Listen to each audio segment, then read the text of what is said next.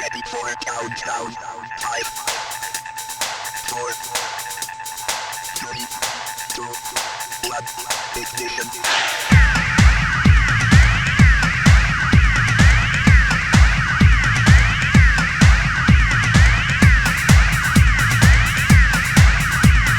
Boost base 1, boost base 1, boost base 1.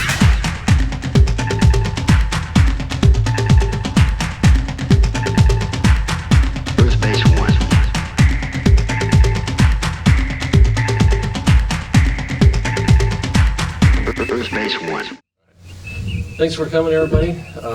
Really looking forward to showing you a nice presentation today.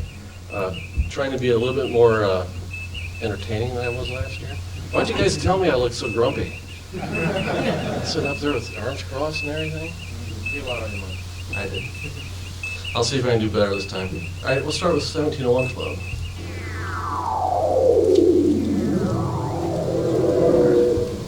So right now we're at 2018 members in the club, which is great.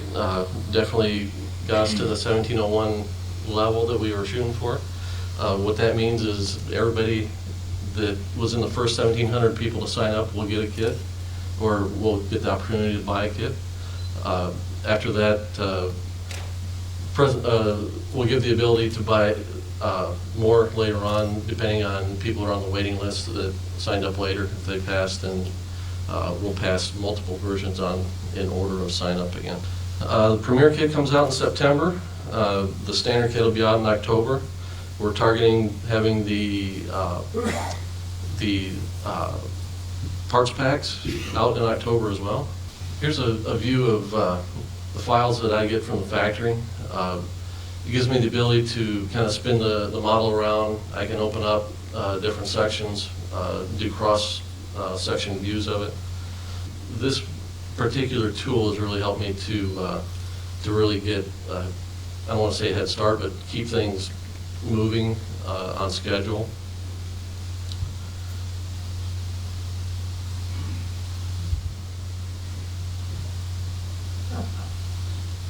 And this is the little 1/2-inch wide Shuttlecraft. So, and in this view, I've turned off the top of the saucer and one of the sides of the hull, and then a side off of each of the pylons. It kind of gives you an idea of what to expect as far as what the structure looks like inside. That kind of circular wall you see inside the saucer was kind of a happy accident. In that it really helps aid us with what we wanted to do with the light kit. The light kit will have strip LEDs in it. Some aftermarketers have been offering that product in the past year or so. It's kind of neat and very, you can do a lot of different things with it. So we'll have that, as well as various styles of LED bulbs in different areas of the craft. Just depending on the need of each area. So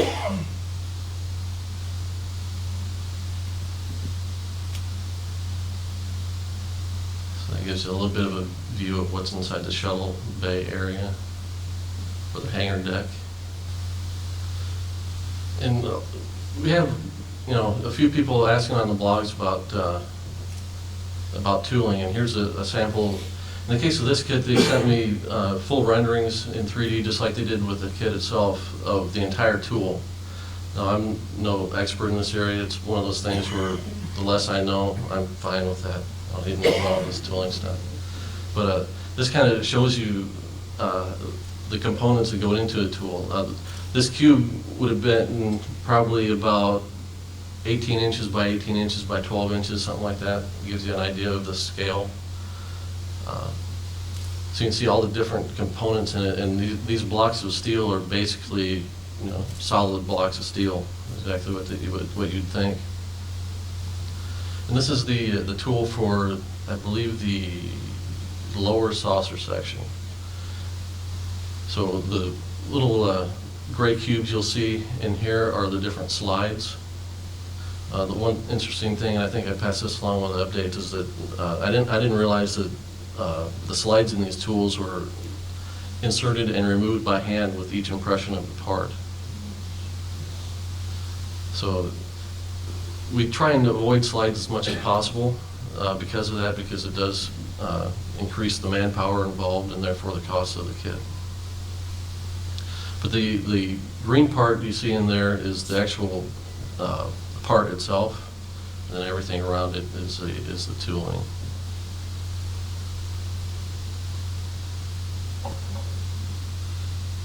And I left the nozzle in place on this. The little thing you see coming out of the bottom of the saucer, that's where all the plastic is injected through that one injection point, and that spreads throughout the rest of the tool. The cycle on injecting a part at the factory level takes 20 seconds, something like that. So that goes from molting hot plastic to cool enough plastic that someone can reach in by hand and pull the sprue out. This is just a spin around of a particular sprue, and the one thing we kind of had trouble with on this one was that I got basically about 15 test shots from the factory, and they shorted me 5 of them. And you remember the one update that I mentioned? I had one of you guys helping out on this, and I called him Mr. X. I sent him a set of test shots to review, and he didn't get one of these.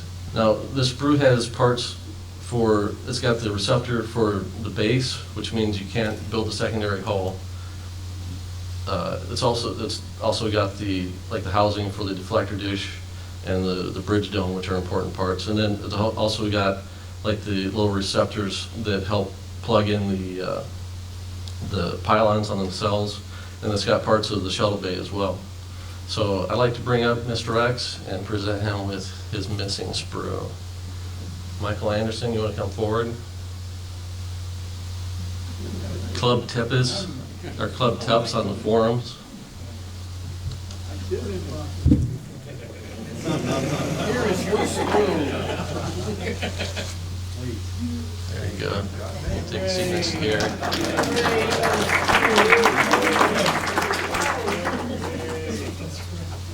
You say on your website you got sprue by Round2.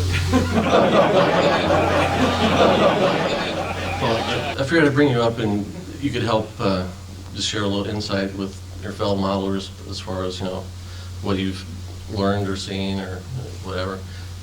I have to say that the reason I brought him in on the project is because the first time we did Wonderfest, some guy came up and said, when you do this, the rings on themselves, make them all separate parts. And that, for some reason, I remembered that. And then every time I saw him, he'd remind me of that, which was fine because I wanted to get to do the kit eventually, want to do it right.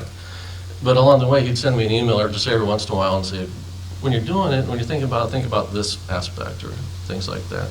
And I also want to make sure that I've got as much input from the modeling community as well, that I'm thinking farther ahead to make sure the parts can be modified the way you guys want to do. I know there are a lot of different variations you can do with these particular parts, and we're trying to make it a little bit easier for that kind of work to be done. So that's why it's valuable to have somebody like Mike to come aboard just to help me think ahead to things like that. A few of the key things that he brought to my attention were, I can't remember if it was you or Jim that mentioned the different styles of attachment points. And I know the three of us had some conversation on that. There was a lot of things we were bouncing back. Is your mic on? Hello? There you go. That's okay, nobody listens to me at home either, so. There were, a lot of different ways that, different companies have done their attachment points, and what we wanted to, or what I was hoping to do, and it kind of really came to the, when it came to the, the concentric rings are at the front of the nacelles. That was one of the first ideas. The ideas that I was always kind of peppering Jamie with, I've had for a lot of years. Back when the last incarnation of Polar Lights came out with the refit, I kind of did the same thing to Mr. Metzner and said, hey, make the rings stackable so you don't have to sand them down. And another thing was the boxes at the end of the nacelles. I said, if you make those a separate part, then if somebody's doing either a dreadnought or a scout or whatever like that, and if you want to turn the nacelle 90 degrees, all you have to do is just reposition those at the 90-degree mark, so you don't have to cut anything up, And even when I got to see all these computer files too, and it was really an experience to understand, how a model kit, just goes through the process. You have an idea, and you can kind of visualize it in your mind, but to actually go through the process, it's just something incredible. So that came out, like one of the first files. So they did it. They made the little boxes separate pieces, but they made rectangular cavities in the nasal also. They're like, well, okay, that's good, but that doesn't really help. So then you refine the idea a little bit further. And then I think the next thing was, I said, make the holes in the nasal and then put the pins on the part. And then so I send this idea off, and like 2 days later, I'm going, no, if you make the bumps on the nasal, then all you have to do is sand those off. You don't have to fill in any holes. You don't have to do this. You don't have to do that. And all you have to do is just stick the part on the other side. So it's a learning process. It's an evolutionary process. You just don't come out of the gate, Even some of the stuff that I visualized, I had sent an idea for an internal armature structure very similar to like what the studio models use. And we go through the process, and it's like, no, that doesn't leave a lot of room in the neck for light. It takes up space here or there. And then the factory, like, Jamie was talking about the happy accident, about the ring in there. It's just like, well, that's really cool. I didn't think of that. So we went through like another variation on the neck, where they kind of created this very interesting part that, again, just seemed like it took up a lot of space. And so we hashed out some other ideas for making sure the neck goes in there. And I was I'm no expert on the detail of the ship. That's Gary. And I was kind of like, well, why are you making 2 separate neck pieces? Why don't you just make that one? That'll be stiffer. And Jamie says, no. There's a couple windows that are different on that. And I think the same thing was true on the BC deck. Was that the window? So what I learned about the model, double 2 or 3 times. I mean, I think I was just there for throwing out ideas and throwing wrenches into works and stuff. So. But different ideas. And let's not, Jim Small's obviously not here. Yeah. So, that's another person. He was, another person definitely integral into the design and the engineering of the kit. I mean, like I said, I think the best thing I came up with was, hey, aren't a couple of those windows too big? And, I think, confirm that. But all my stuff was just maybe like a part breakdown or an idea for the struts. We talked about attachment methods, the 3 nacelle rings. You sent me the email with the initial Bussard assembly animation. Yep. You reminded me about the bridge part, which to me is one of the best parts of the kit. Yep. And the optional either correct or pseudo incorrect way. That was just a notch. It was in the file. There's a notch for the turbo lift, and to put the bridge in at the 36-degree cant or whatever it is. And I just kind of thought, well, what? All you do is you stick another notch right there, and then people can stick it in straight or however you want to do it. Right. So the pylon attachment method that we came up with was it was a real team effort there, but it was your initial idea of introducing kind of a separate part that locks onto the bottom of the pylon. Locks onto the pylon inside the secondary hull. Right. So and then you've helped a ton with the light kit. You came down to the office twice just to think about that, and a couple times you pretty much just said just slow down, which in hindsight I really appreciated. Which to me, I've got pressure from both sides. I've got pressure from you guys to get it right as far as the detail of the thing. I've got to think about how the other than the look of it, how it's going to go together, and then I've got pressure on the backside saying, get this out the door. And, sometimes my initial thought was, if we do this right, and, when we were here last year, I had the boards of the initial computer renderings. I was like, we're so far ahead, I could have this out by this year's Wonderfest. And I tried very very hard to do that, but it just didn't work out. So, but it was because at certain points I was ready to push ahead when I shouldn't have, and you helped me take a second look at some things. So, thank you. Well, like I said, I'm good for throwing wrenches into things and slowing them down. So Gary, I didn't bring you up here just to be quiet. So you brought along some information on the paint and some of your research that went into that as far as the colors of the show. Right. Well, I had the advantage here of having, seeing the realism all up close in 91, 92 during the restoration. So I had my color chips. I matched the top of the hull gray, my real standard deck, and then when we took the saucer off, checked underneath where the footprint of the dorsal would be, and that showed there was really no fading in the paint, so that verified it there. I got a sample of the original or the paint that Ed Marecki sprayed, for the restoration to compare against. I got, and Richard Dayton had his sample of the concrete from Walmart. So I had one of those chips. And then, to get the color scheme, you basically start with establish the base color, and then you can judge all the other values of the trim colors. I got a gallon of concrete colored paint mixed up, and it turned out to be more of a minty green than the paper chip that Richard Dayton looked at. So I got some additional colors in white and a dark blue-gray color called Paramount, actually. It's all interior house paint. So I used that. I mixed dozens of samples to get knock the green down a little bit, not too much, so it would match my federal standard readings that I made, and then agree pretty much with the concrete paper chips that Dayton had looked at. So finally, I got my Bear Premium interior house paint mixed up, and then this is finally painted with a 2-inch foam brush. So it looks better than it actually should, but I got that painted up. Then I started on the gray trim colors, and just a lot of it was the forest. I used I had another actual sample from the I guess the '84 restoration. It had some little pieces of metal with the original restoration weight they'd matched to the models. So he'd given that to me, so I used that, matched that up, and started with there. You take various screen caps and other nice photos I've got. What you can do is you can sample, say, the hull gray, and then right alongside it you got the leading edge of the dorsal here in the greenish color, and then all colors are off.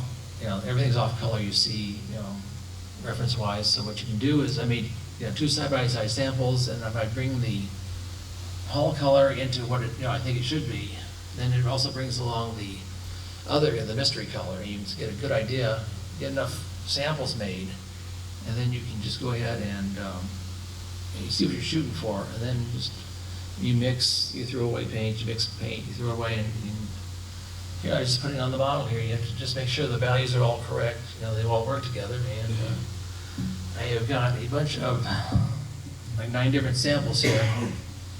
Some of these are based on some of the top secret reference photos I've got and other things. So if you want to look at them whenever, they're here. So, and the pilot paint job had some used like the mirror shot of the Enterprise going sideways, and readings of the bluish colored dorsal and the hull, and you match them up, convert the colors over and correct them, and as far as I can tell, this is your best shot at the the blue color of the dorsal. You got some weird things I found out that were on the model even up through the production version. The white impulse deck, actually, it's a light gray color, and it photographs as white. And I found out when they first built the model, the intercoolers and the control reactor, they were all a solid white. When they added the ribbing to the structures, they basically masked off the light gray ends and then painted those hull color in the middle. And you get enough reference photos, and you can tell, even There's a shot from, I think it was the 70s, when Matt Jeffers was working on the War of the Worlds TV series. Never got quite made. There's a shot of him in the office, and up behind him, we have one of the Enterprise cells propped up. And if you look right behind him, it's a normal lighting in an office, and you see the definitely light ends on the thing. So it was something that I never knew was on this model. All right. We're going to take a look at some new stuff we've got coming up by the end of the year. Dirty Donnie. We had an image of this in our last monthly email newsletter announcing this kit was coming out soon. It's done by a guy that does car illustrations like the similar to Rat Fink style, things like that. John's the guy that develops our car line, and he recently got a hold of Dirty Donnie, and they released the Fantasy, which was a van model kit that had a bunch of custom graphics and stuff on it. And then Donnie said, well, I do these other wild and crazy things, so taking a look at doing a figure kit. So these are photos of the mock-up, and should have a lot of crossover appeal between the guys that are pure car modelers, and as well as you guys that like to do the figural kind of stuff. Forbidden Planet, one of the classic sci-fi movies. Everybody knows this image, and we're happy to bring it out as a model kit. It's the same scale as our current Robbie model. It's going to borrow some parts from it, but it's got Altera is all new, the base is all new. Robbie's going to have his leg spread just like he does in the poster.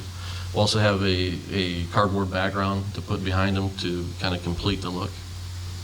Besides Robbie, the other iconic thing is the C57D, and as you guys know, we brought out the 72nd scale, which is like a coffee table in and of itself. It's good for figuring out, getting in doing nitty-gritty details, but finding a place to put it is the troublesome spot.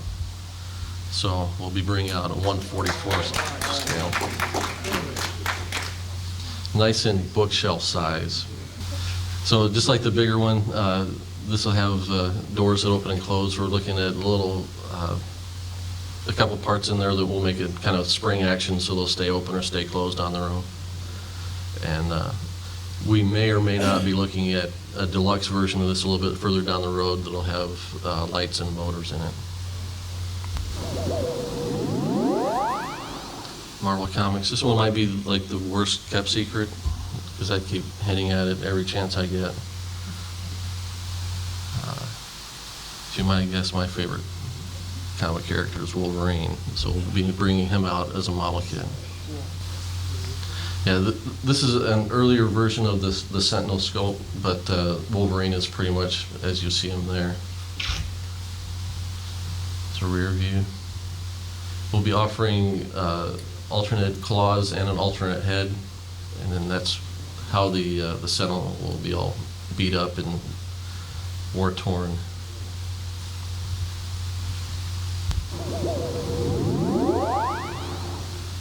We went off the deep end and did a big Star Trek kit. This is going back and doing small Star Trek kits. Looking at a new 3-ship set for the Cadet series. This will be all new tooling for all 3 of these ships. 2500 scale? Yes, sir. 2500 scale snap. We'll have decal wraps similar to what we've done previously. We had a slight delay at the factory level, so I wasn't able to get mock-ups done, but I'm supposed to get mock-ups in the next week or 2 on these. So these are images of the computer file, and there's an animation of that. Breakdown will be similar to what you see on the existing refit kit, but all the proportions have been accurized, done away with panel lines, things like that. We'll have the refit, the Reliant here.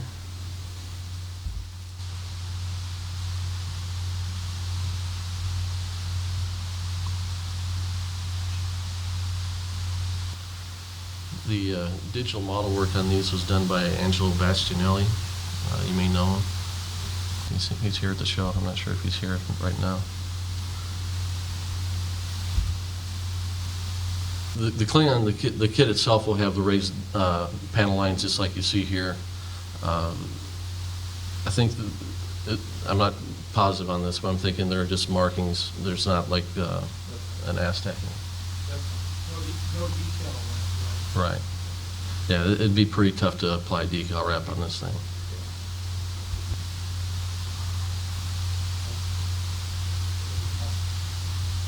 Will there be any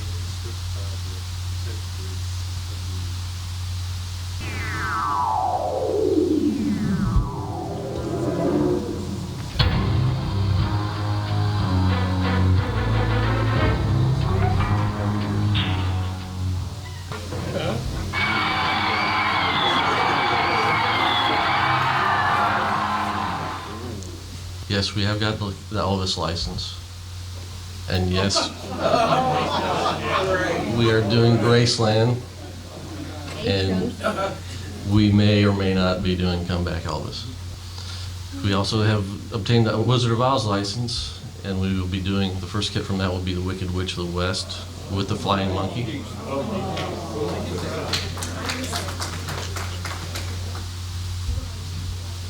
We've obtained the license for DC Comics as well. And this is just a look at some of the ideas that I have. These aren't, the first few I showed will become reality in 2013. These are some ideas I'm exploring. I'm all about doing enough detail that it serves a modern sensibility, but the kits are somewhat simplified and Aurora-like, so it's not, if you're into comics today where they've got all the cross-hatching and like super duper muscle-bound guys, I'm not into that, but the Neil Adams kind of amount of anatomy is right up my alley, so that's what I'm kind of trying to shoot for.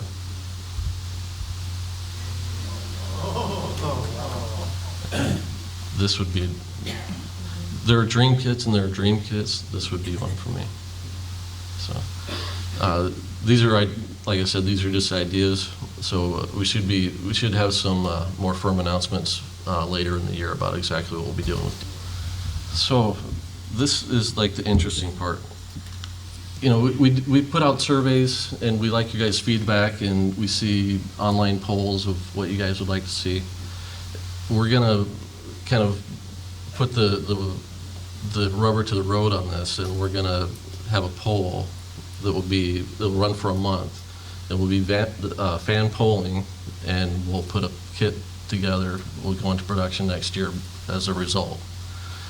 So the mission of this audience is to figure out who is in the running. We're not going completely off the rails, so it'll be something that it's one of our licenses. In my mind personally, I think it's a Star Trek ship. I just get the feeling that would be kind of the most popular, but I don't want to outrule anything. Again, this all has to do with what we have licenses and permission to do. So I've kind of shown you what we have right now as far as both Marvel, DC, Star Trek, Wizard of Oz, and Elvis. You don't know you want to do 1,000 scale alliance.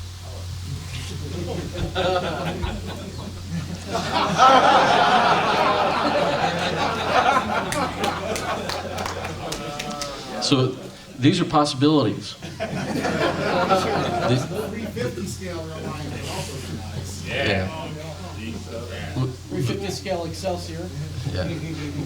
We do, the idea for this is we won't be doing another huge ship in 2013. We want to be reasonable, so 1,000 scale Reliance on the board, 1,000 scale Enterprise D would not be. Anything you can fit in like a regular box or like a double wide is kind of in the running. So.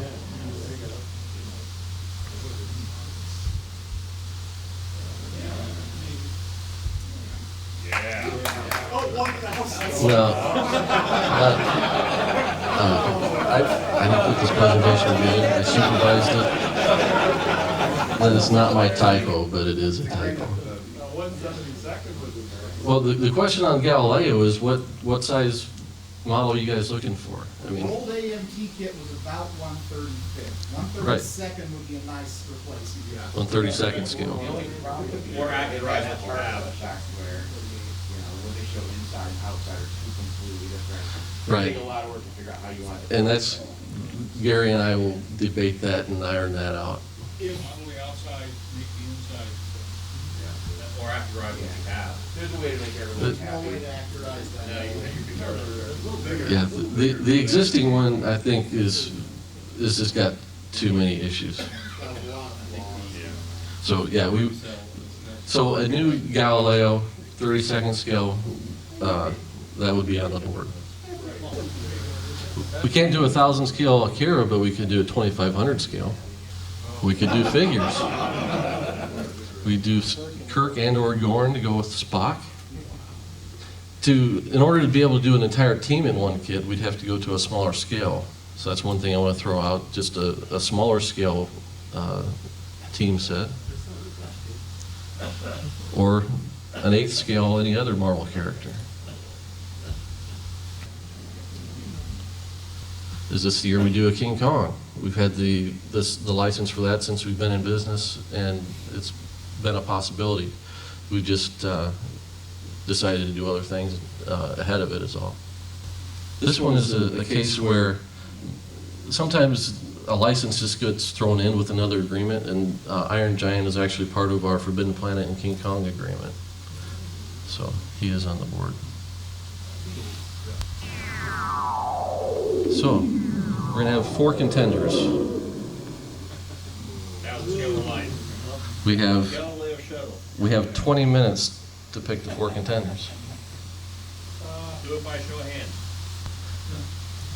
Now, if the Galileo was on the list, what's the possibility of including standing figures and/or seated figures with it? The point that's being brought up, just for the video or make of this, is that just the idea of doing figures to go with a 32nd scale Galileo is something we can look at. It's going to be one of those things where, as we're examining the cost of it, it will be more of a possible. We can decide if it's a possibility or not. So, okay, is it safe to say Reliant is one of the contenders? Yeah. Is it safe to say Katinga is? Is the Galileo ahead of Galileo is a contender. Okay, we've got one more. We've got Iron Giant. So we've got people saying Iron Giant. We've got a few people saying Akira, the 2,500 scale Akira. Let's take another show of hands, and we'll have to count this time and see. All right, Iron Giant. 1, 2, 3, 4, 5, 6, 7, 8, 9, 10, 11, 12, 13, 14, 15. 15 on this side. I'll write that down. 1, 2, 3, 4, 5, 6, 7, 8, 9 on this side. All right. How about Akira? 1, 2, 3,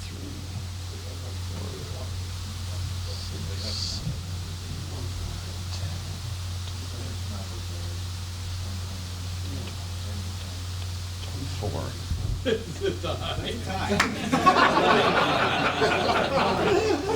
11,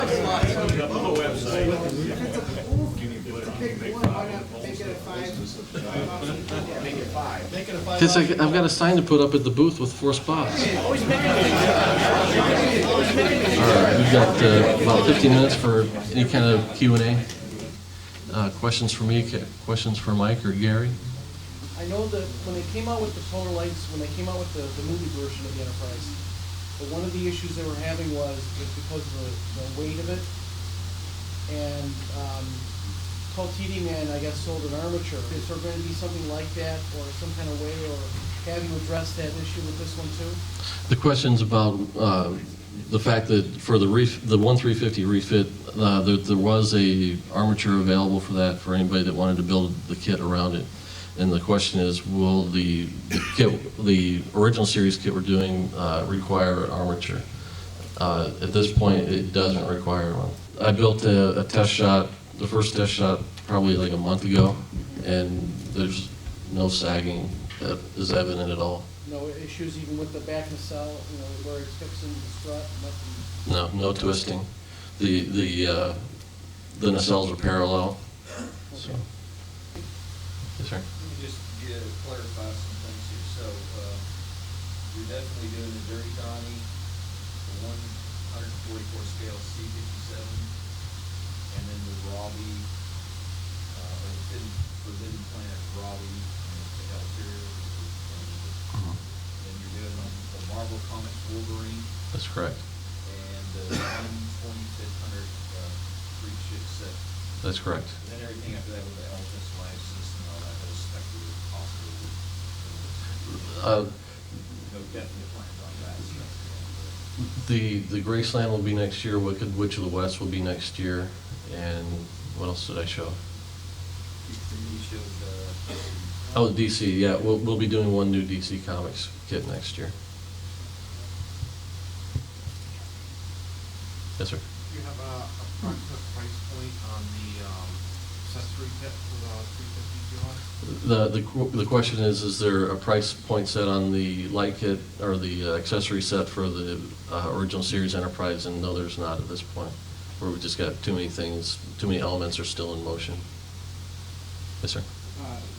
Would you guys ever consider a deluxe DC property, Superman after being killed by Doomsday in Melissa's arms, iconic image?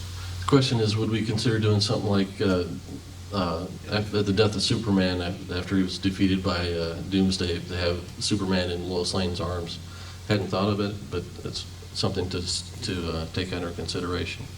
Usually, what I hope to do with any of our figural kits is to make them in poses that you see enough of the character, they're not too oddly posed, that allows a little bit of flexibility on your guys' end if you want to modify some things. So that wouldn't be the first thing I do, but it is a good idea. Way in the back. The light kit that was in the market of the 350 Enterprise, is that the way the lights will be, or is that just a prototype that's trying to still look? The question is, the lights that are in the build-up at our table, is that accurate to what the end product will be? No. Some of the lights aren't flashing correctly. Essentially, the more prominent things that we need to work out are the motors are a little loud. Some of the lights aren't flashing correctly, and just trying to figure out how much is overkill as far as if we put, say, 5 lights in an area, will 4 lights work just as well? And we're finding that to be the case in some spots. The lights that are installed in that are not what I would call the factory installation style. Jim took some liberties when he's putting it together, but the effect essentially is what we're shooting for. Yes, sir. I mentioned it last year, of course, the grid line. Are those what we see downstairs locked in now? No, the grid lines that you see on the build-up are from the first generation test shot. I'm getting a new test shot in next week that should have finer lines, but the factory told me I probably still won't be happy. They have more work to do on it. So it's still a matter of they keep whittling them down, and if they get them right, they'll be there. If they're not right, they won't be there. Yes, sir.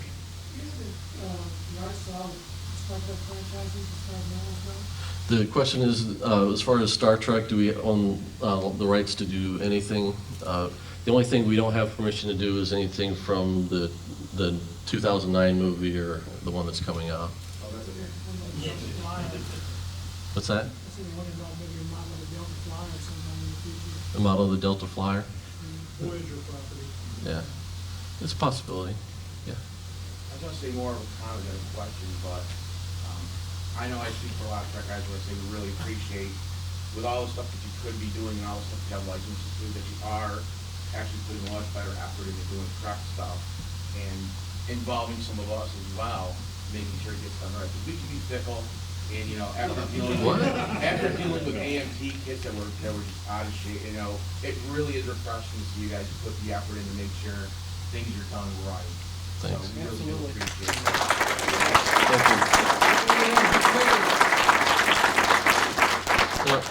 I'm not a modeler like you guys are. I mean, I know enough to know when something doesn't look right, and I have ideas of how to fix it. I can think in 3D, so that's where my strong suit is.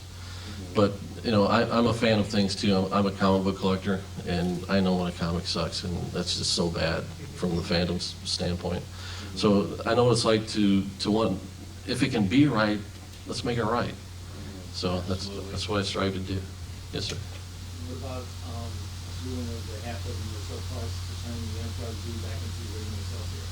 The question is about turning the Enterprise B into Excelsior. It's still something that's on like my list to do. It was under consideration to do in the next 2 years, and It's only about 6 parts or so you need to do. yeah, but they're big parts. Yeah, but if you did, would you take existing molds and modify them, or would you create new molds to make Excelsior parts? We'd make new molds, yeah. So that way we'd still have the ability to do either one. Yeah. How about this guy first? Last year, there was a couple of suggestions,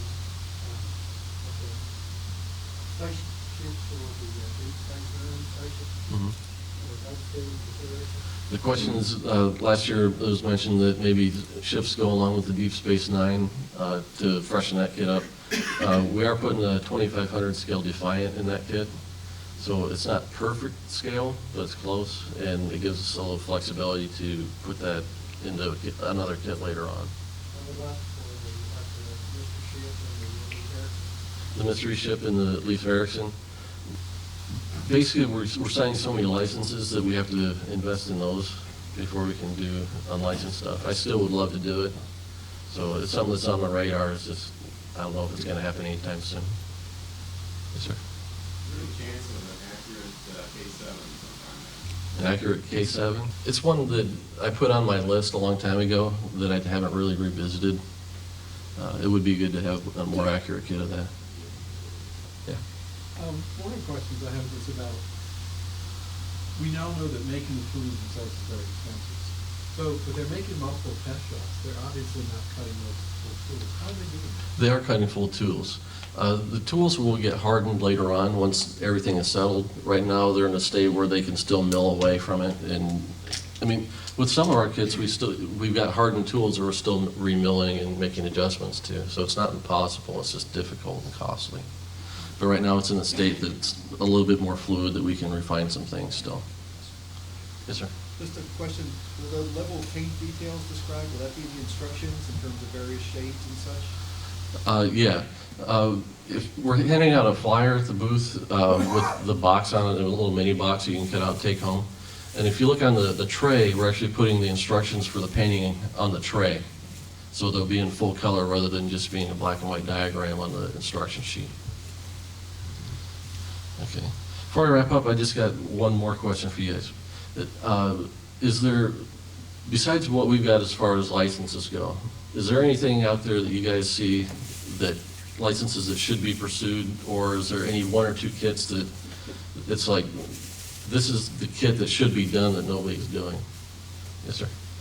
I would say with the plans from a production company to do an update of Space 1999 to Space 2099, there might be a market for 1999 stuff, possibly.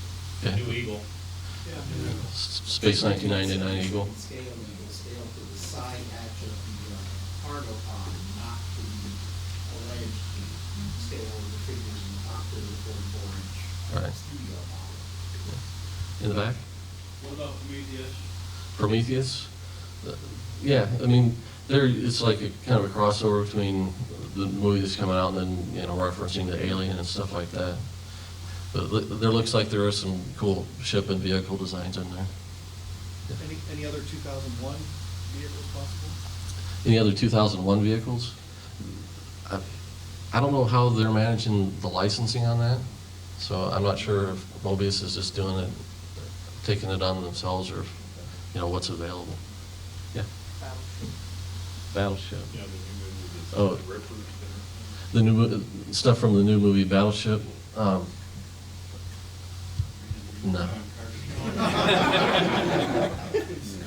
Unless it's like the next big thing, and like, you know, they make 3 sequels and a TV show. Yes, sir. What about Serenity? Serenity? Okay. All right. Any last questions for Mike or Gary before we wrap things up? All right. Thanks, everybody. Hi guys, this is Jamie from Polar Lights. I want to take a second to thank everyone that participated in our Wonderfest poll. Since we announced the poll at Wonderfest, we figured this video would be the perfect place to announce the winner. So without further ado, the winner is not Iron Giant, which earned only 7% of the vote. Coming in next, with a little over 14%, was the 1000 scale Klingon Katinga. And the 2500 scale USS Akira barely beat out the Katinga, coming in at just over 16%. So that left the 2 favorites, and they were favored by a substantial margin. The 1000 scale USS Reliant and the 32nd scale Galileo shuttle. So which will it be? The Reliant or the Galileo? Reliant or Galileo? With 37% of the vote, the winner is the Galileo shuttle. Thanks again, everybody. We were happy to present this opportunity to you, the sci-fi modeling public, to determine what you will see coming from Polar Lights.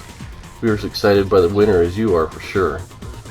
I've already got Gary started on the plans for the shuttle, and I'll write up some collector model blog posts as we go. We'll be sure to show our progress at Wonderfest in 2013, and we'll see you there.